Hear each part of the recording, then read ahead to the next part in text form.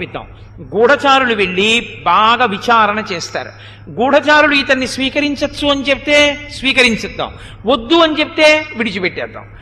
జాంబవంతుడు లేచాడు, చాలా పెద్దవాడు కదండి ఆయన. ఆయన అన్నాడు, బద్ధవైరాచ్య పాపాచ్చ రాక్షసేంద్రాద్యుభీషణ అదేశకాలే సంప్రాప్త సర్వదా శంక్యతాం అయం. ఇతను రాకూడని కాలంలో రాకూడని దేశంలో ఇప్పుడు వచ్చి మనతో కలుస్తానంటున్నాడు. పైగా పాపనిశ్చయము కలిగినటువంటి రావణాసురుడి యొక్క సోదరుడు కాబట్టి అటువంటి వాణ్ణి స్వీకరించవచ్చా అన్నది నాకు అనుమానమే అన్నాడు. మైందుడు లేచి అన్నాడు, భావమస్యతు విజ్ఞాయ తతస్తత్వం కరిష్యసి యది దుష్టో న దుష్టో వా బుద్ధిపూర్వం నరర్షభ. మనం ప్రశ్నలు వేసి చూద్దాం విభీషణుణ్ణి. జవాబులు చెప్పేటప్పుడు అతని ముఖములో ఉన్న భావములను గమనిద్దాం. ఆ భావములను బట్టి అతను సక్రమంగా ఉన్నాడని మనకు అనిపిస్తే స్వీకరిద్దాం, లేకపోతే విడిచిపెట్టేద్దాం అన్నాడు. రామచంద్రమూర్తి హనుమని పిలిచి అన్నారు, నీ అభిప్రాయం ఏమిటన్నారు. హనుమ లేచి అన్నారు, నా ముందు మాట్లాడిన వాళ్ళు మాట్లాడారు, గూఢచారిని పంపిద్దామని ఒక ఆయన అన్నాడు.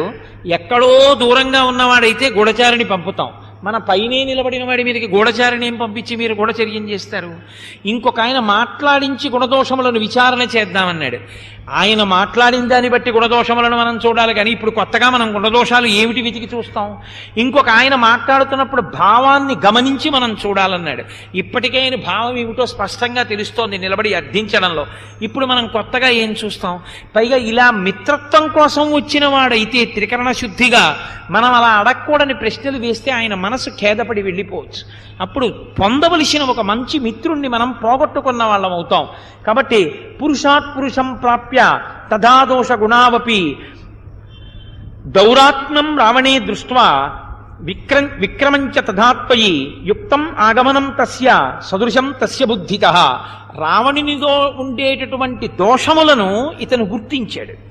అటువంటి దోషములు ఉన్నవాడితో మనం ఉండకూడదు అనుకున్నాడు. రాముడిలో ఉన్న గుణములను గుర్తించాడు, రామునితో కలిసి ఉందామనుకున్నాడు. నత్వస్య బ్రువతో జాతు లక్ష్మితే దుష్టభావత ప్రసన్న వదనం చాపి తస్మాన్నే నాస్తి సంశయ అశంకితమతి స్వస్థో నశ